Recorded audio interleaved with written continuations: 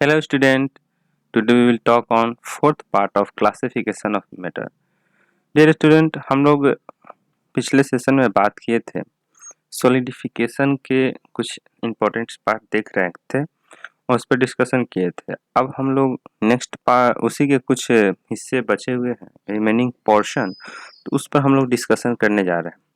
तो आप देखिए, और एक चीज़ हमेशा ध्यान रखिए, कभी भी पढ़िए तो ध्यान से पढ़िए। पढ़ाई आजकल बड़ा इम्पोर्टेंट हो गया है। बेसिकली आजकल लॉकडाउन में आप लोग को बड़ी पेशेंस से पढ़ना है। आप लोग के लिए मैं एक मोटिवेशनल सेमिनार की तरह अपलोड करूँगा। आप लोग को कोई डाउट हो तो उसके लिए आप पहले ही हमें बता दें। हर तरह के प्रॉब्लम आएंगे, आपके साथ पढ़ने में परेशानी होगी, तो एक मेंटर की भांति मेंटर की तरह हम आपको सपोर्ट करेंगे और आप लोग कैसे अटेंशन बनाएंगे, पढ़ाई को कंटिन्यू रखेंगे, सफोकेट नहीं महसूस करेंगे, डिप्रेशन नहीं आएगा। तो ये सब पर डिस्कशन करने के लिए एक मैं वीडियो बनाऊंगा, तो आप लोग कमेंट में डाला कीजिए। हर तरह का प्रॉब्लम आ सकते हैं, तो उसके लिए मैं तैयार हूँ, सपोर्ट करूँगा।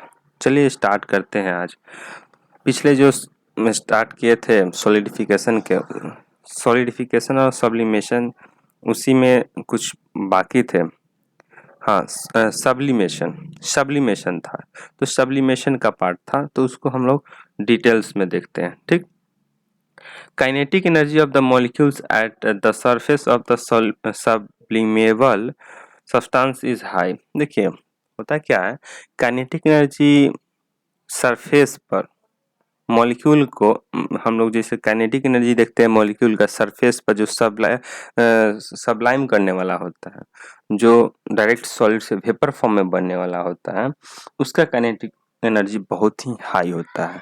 यानी कि काइनेटिक एनर्जी जो होता है मॉलिक्यूल्स का जो सरफेस पे होते हैं, कैसा सरफेस हो, तो हम लोग बात करने वाले हैं इस पर कर रहे हैं सब्लिमेबल, जो सबलाइम करता हो डायरेक्ट वेपर में, तो वैसा सब्सटेंस के जो सरफेस पर जो मॉलिक्यूल होते हैं काइनेटिक एनर्जी बहुत ही हाई होते हैं। ठीक, तो उसके हाई हो गए तो फिर अगला क्या है, the next is the on the application of external heat and in some case at normal temperature the molecules at the surface gain energy and overcome the intermolecular force of attraction।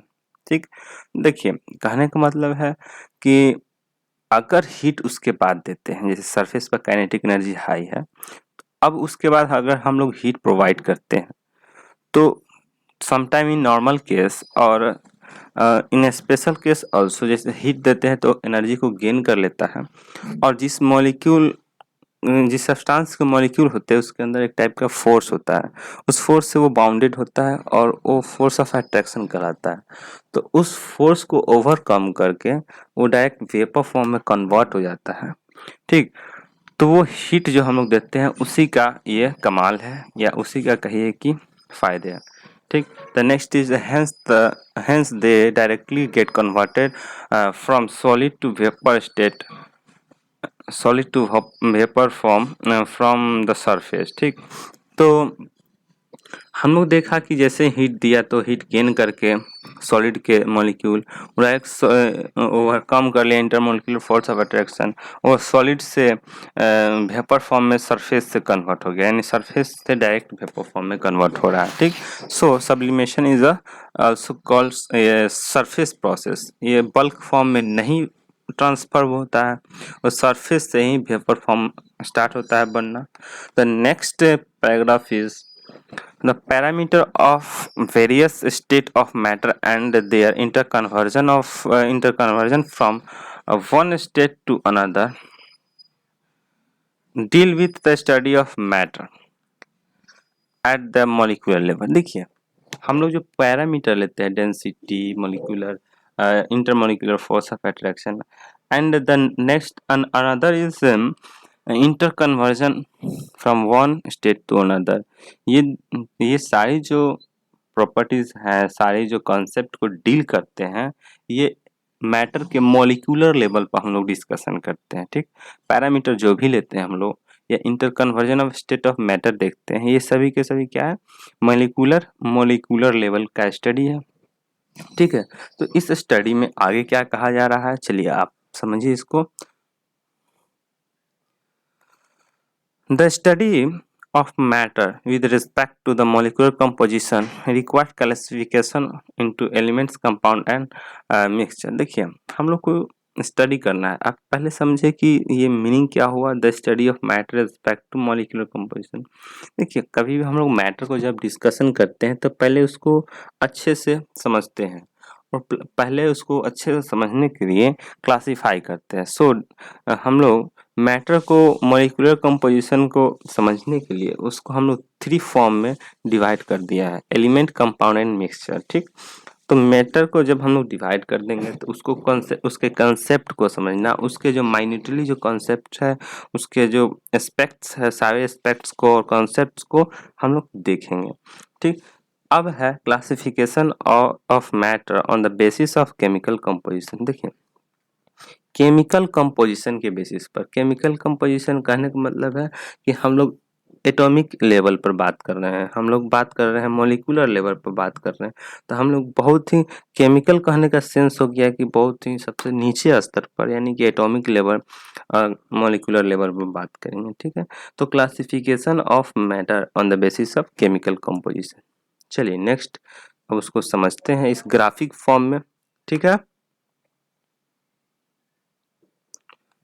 इस figure के इसके statement से आप समझ सकते हैं और इस ग्राफ से कि कैसे कैसे मैटर को हम लोग को समझना है और पढ़ना है। जैसे कि देखिए पहले मैटर को समझा, फिर मैटर के बाद प्योर सब्सटेंस को, फिर मिक्सचर को, मिक्सचर हो गया, फिर उसके बाद आएंगे हम लोग प्योर सब्सटेंस में एलिमेंट क्या है, कंपाउंड क्या है, मेटल क्या है, मेटलॉइड क्या है, नॉन मेटल क्या है।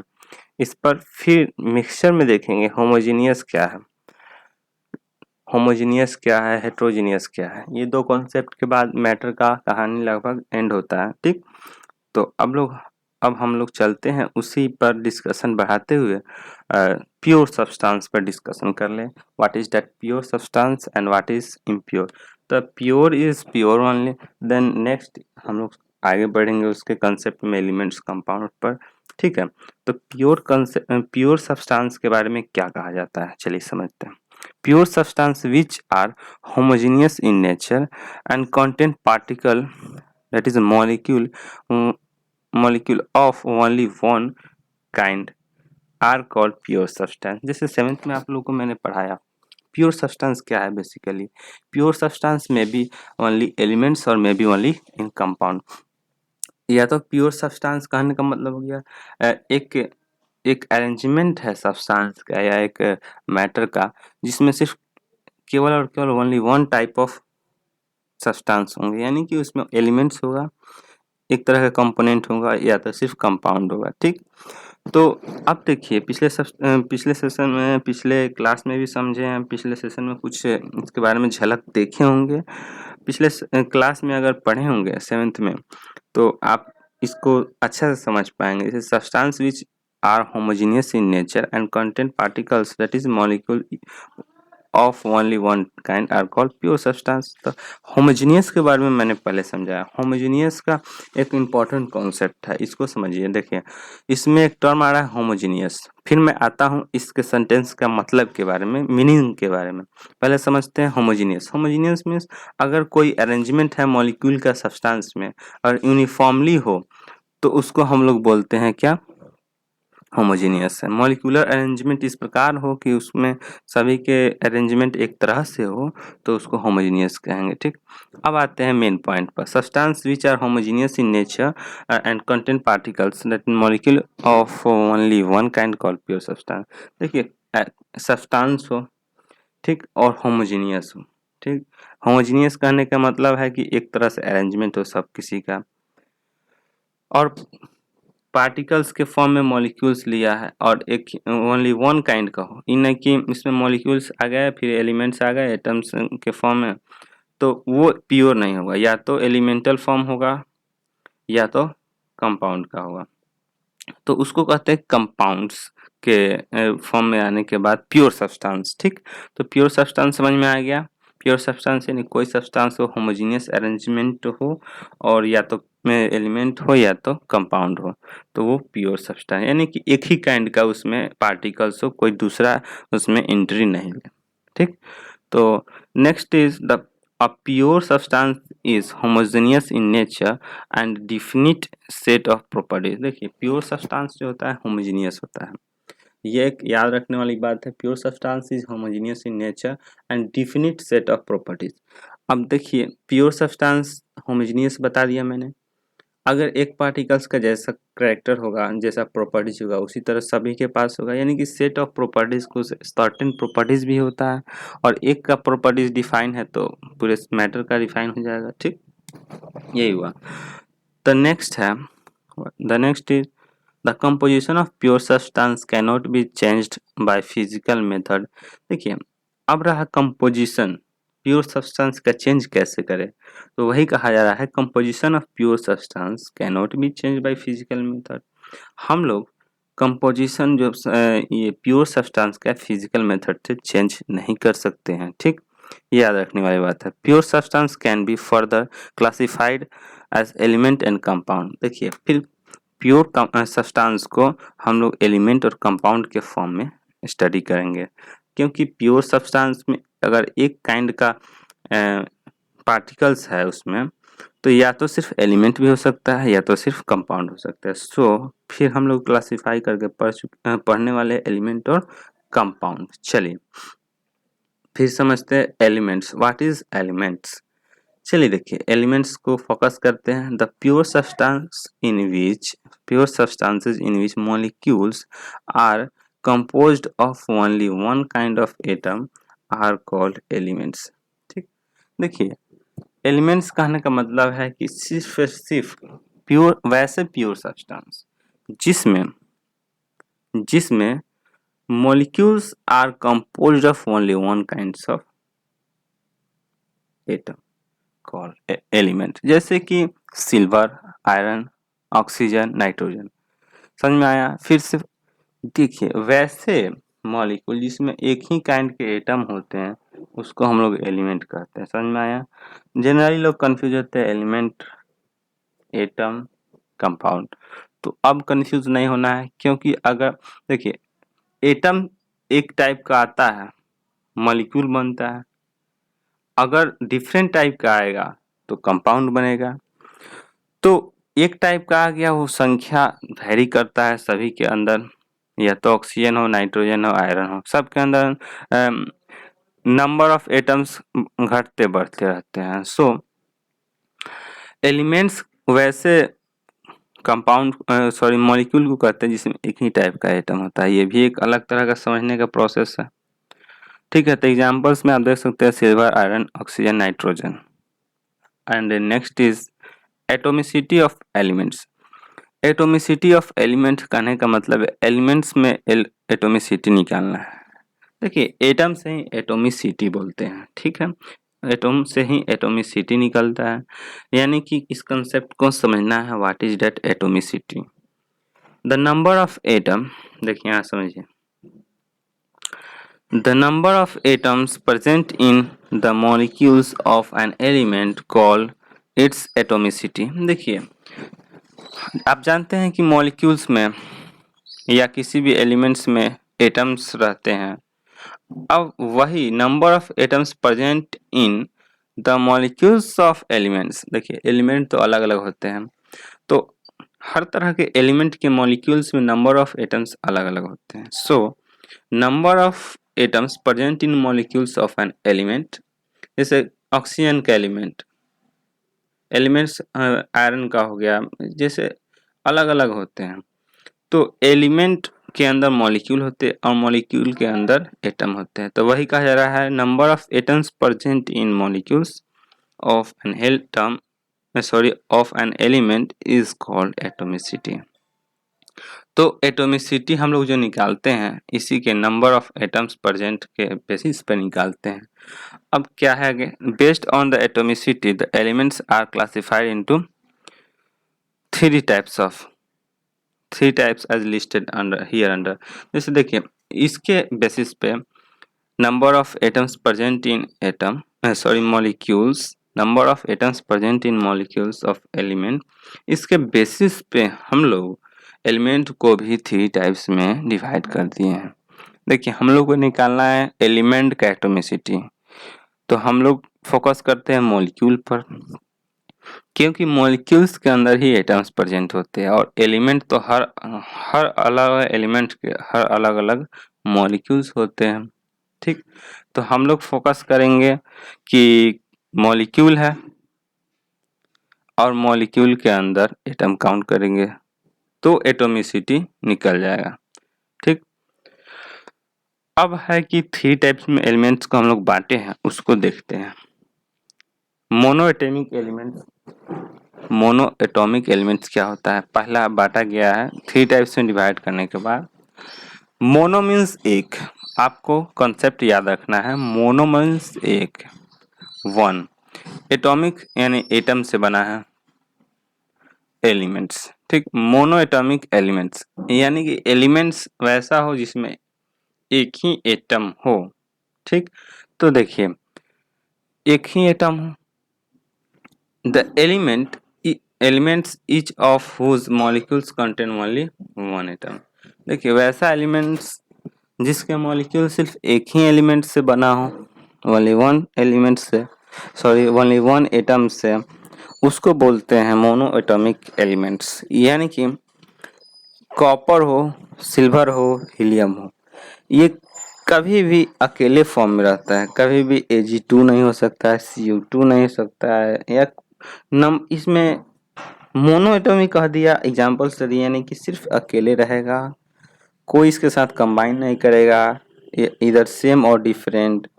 ठीक है, तो मोनोएटॉमिक हो गया। अब आएगा डायटॉमिक, उसी तरह ट्राइटॉमिक, यानी 3 टाइप्स से हम लोग डिफ्रेंशिएट करके इसको स्टडी कर रहे हैं।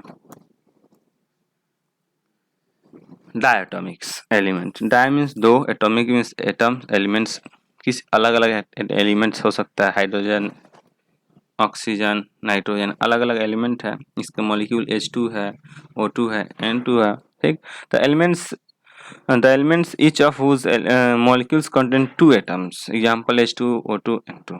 यानी कि वैसा एलिमेंट जिसके मॉलिक्यूल्स 2 एटम्स कंटेन करता हो, रखता हो, तो उसको हम लोग डायटॉमिक कहेंगे। अब आई तीसरे नंबर की बारी, यानी पॉलीएटॉमिक एलिमेंट्स। ट्राइएटॉमिक भी हो सकता है, ठीक, लेकिन अब आती है इसमें तीसरा में हम लोग पॉली कर देते हैं, यानी 2 से अधिक आए। The elements each of whose molecule contains more than 2 elements, sorry more than 2 atoms. तो इसमें एटम्स जो होंगे क्या होगा, 2 से अधिक होगा, 3 हो सकते हैं, 4 हो सकते हैं। ठीक, तो जो हम लोग एलिमेंट देख रहे हैं polyatomic elements whose molecules contain more than 2 atoms, जैसे O3, P4, A सेट, नहीं कि इसके मॉलिक्यूल्स के अंदर एटलीस्ट 3 एटम्स आना जरूरी है, तभी कहेंगे polyatomic. O3, P4, A set, यानी कि और भी आ सकते हैं। अब आगे देखते हैं compounds. Compounds, what is compound? जैसे कि अभी देखें एलिमेंट्स, वैसे ही कंपाउंड्स की बारी है, ये भी आते हैं प्योर सब्सटेंस के अंदर में। तो देखिए क्या है, प्योर सब्सटेंस इन विच 2 और more elements combine chemically in fixed proportion by weight are called compounds. देखिए प्योर सब्सटेंस हो, वैसा प्योर सब्सटेंस जिसमें 2 और मोर एलिमेंट्स कंबाइन होता है एक फिक्स्ड प्रोपोर्शन बाय वेट, उसको हम लोग कंपाउंड्स कहेंगे। ठीक, यानी कि 2 एलिमेंट्स हो या उससे अधिक हो, एक फिक्स्ड प्रोपोर्शन में क्या हो, बंधता हो, कंबाइन करता हो, तो उसको कंपाउंड्स कहेंगे। और वहाँ पर इम्पोर्टेंट चीज क्या है, वो प्रोपोर्शन लेना है तो वेट के हिसाब से लेना है, यानी कि प्रोपोर्शन बाय वेट लेना है, ये नहीं कि नंबर लेना है, नहीं। ठीक, अब नेक्स्ट कंसेप्ट है एग्जांपल्स के साथ कैसे कंबाइन कर रहा है उसको समझा दे आपको। For example water H2 is considered a pure substance even though it consists 2 kinds of atoms as It has fixed number of hydrogen and oxygen atoms combined together chemically in definite proportion by weight. Hydrogen and oxygen combine in fixed ratio 1:8 by weight to form water. ठीक, देखिए जैसे कि हम लोग example देख रहे हैं water का। वाटर हम लोग प्योर सब्सटेंस कंसीडर करते हैं। वाई? क्योंकि वाटर मॉलिक्यूल्स प्योर जब हम लोग लेते हैं तो उसमें सिर्फ और सिर्फ वाटर होते हैं, कोई मिनरल्स नहीं होता है, कोई आयरन नहीं होता है। ठीक, तो सिर्फ और सिर्फ H2O मॉलिक्यूल्स होगा। ठीक, अब उस H2O मॉलिक्यूल्स में दो तरह के एटम है, हाइड्रोजन और ऑक्सीजन। जैसा कि आप देख रहे हैं, क्या है? हाइड्रोजन एंड ऑक्सीजन दो है। और फिर देखिए कि ये जो इस कंबाइन करता है, केमिकली कंबाइन करता है, ये फिक्स्ड रेशियो में करता है और वो रेशियो है बाय वेट के रेशियो। हाइड्रोजन एंड ऑक्सीजन 1:8 के रेशियो में बाय वेट ये बंध जाता है, कंबाइन कर जाता है और वाटर का फॉर्मेशन कर देता है। फिर देखते हैं क्लासिफिकेशन ऑफ एलिमेंट्स। देखिए एलिमेंट्स का क्लासिफिकेशन कैसे है उसको समझते हैं। It was found that there was a wide variation in the properties of elements, hence these were further classified into 3 categories, metal, non metals and metalloid, based on the properties they exhibit. देखिए मैंने underline नहीं किया but इसको समझ लीजिए, आप पढ़िए। It was found that there was a wide variation in properties of elements. देखिए हम लोग देखते हैं कि बहुत सा वेरिएशन एलिमेंट्स में आते हैं, बहुत से ऐसे कैरेक्टर्स उसमें आते हैं। इस प्रकार ये जो एलिमेंट्स है हम लोग फर्दर क्लासिफाई कर देते हैं उस कैरेक्टर के बेसिस पे, जैसे कि metal, non metal and metalloids. जैसा कि वो कैरेक्टर एग्जिबिट करता है, वो दिखाता है। मेटल है जैसे आयरन हो गया, नॉन मेटल्स है जैसे कार्बन हो गया, मेटलॉइड्स है जैसे कि आर्सेनिक हो गया। जो कैरेक्टर शो करता है उसके बेसिस पे एक हम लोग डिवीजन कर दिया और उस डिवीजन को अब पढ़ेंगे और समझेंगे। ठीक है, तो एलिमेंट्स का भी क्लासिफिकेशन इसके बेसिस पे हम लोग ने कर दिया। देखिए इस ग्राफ नहीं, इस टेबल के बेसिस पर समझिए।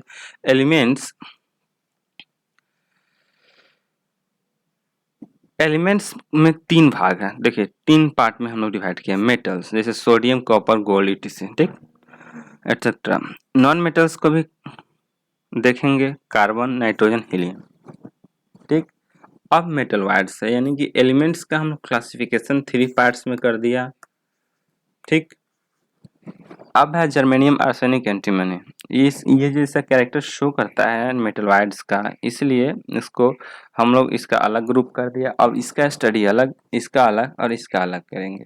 ठीक है, तो ये सारी जो क्लासिफिकेशन हुआ, हर एलिमेंट्स के जो कैरेक्टर होता है वेरी करता है, उस वेरिएशन के बेसिस पे हम लोग डिवाइड करते हैं, उसका स्टडी करते हैं मॉलिक्यूलर लेवल पर। और ये सभी मॉलिक्यूलर स्टडी करते करते एक कंसेप्ट आ जाता है, एक लेवल आता है। जैसे आप 8th में हैं तो इसका नॉलेज लेंगे, फिर 9th में इसको थोड़ा और अपर लेवल तक समझिएगा, फिर 10th में, फिर 12th, उसके बाद में ग्रेजुएट हो जाइएगा। जैसे आप नीट से, मेडिकल से ग्रेजुएट होइएगा या इंजीनियरिंग से होइएगा, वो भविष्य का चीज़ है। उसके बेसिस पर कंसेप्ट आपका जो बना रहेगा, आप अपने करियर में उसको यूज़ कर सकते हैं, साइंटिस्ट भी बन सकते हैं, आप लैब टेक्नीशियन में भाग ले सकते हैं, एक्सपेरिमेंट कर सकते हैं, रिसर्चर्स बन सकते हैं। तो ये अभी का कंसेप्ट है, धीरे धीरे अपर लेवल तक डेवलप होकर अच्छा हो जाएगा और आप अच्छा कर सकते हैं। ठीक है, तो आज के लिए इतना ही काफ़ी है। Thank you for watching and B continue. Thank you. कोई प्रॉब्लम हो तो कमेंट में डाला कीजिएगा। ठीक है, ओके, बाय।